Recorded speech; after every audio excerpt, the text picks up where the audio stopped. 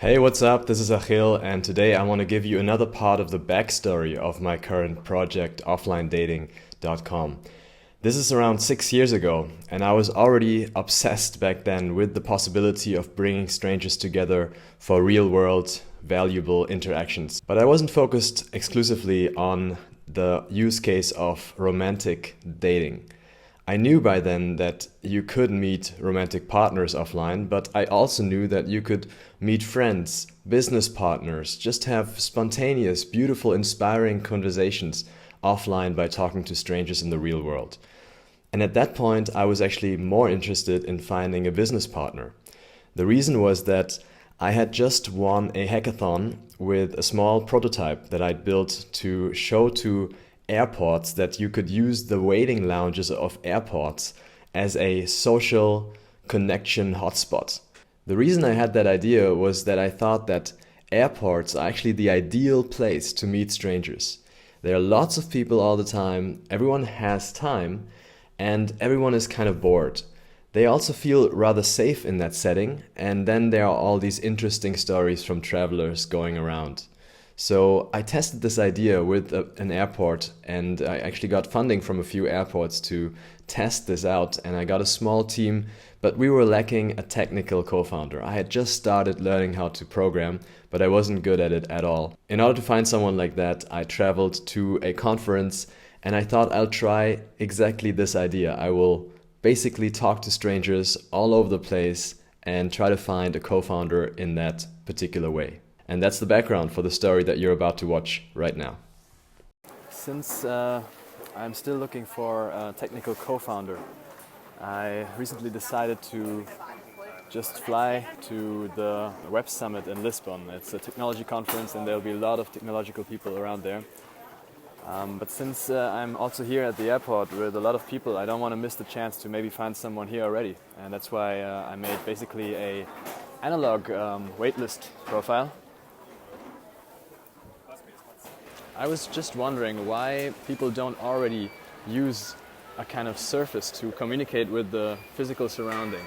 And then I actually realized that people do have a surface that they're already using. It's fashion.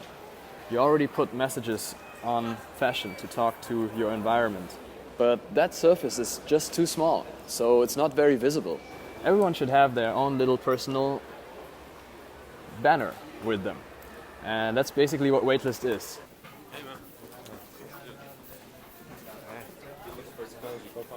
Yes, man. Well, all the three companies. You're serious? Yes. Dude, what's your great idea? Clearly, when you carry a sign around with yourself, everyone looks at that.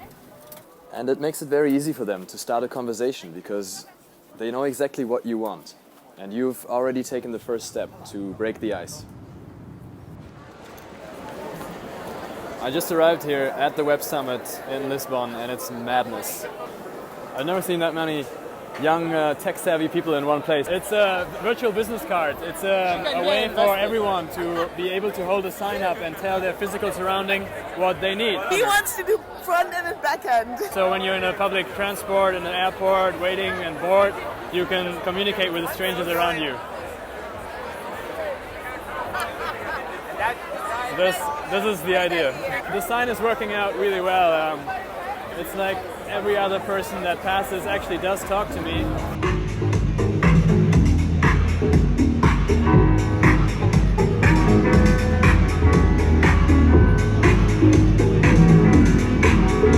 I'm currently working, but I want to quit my job and start some new projects.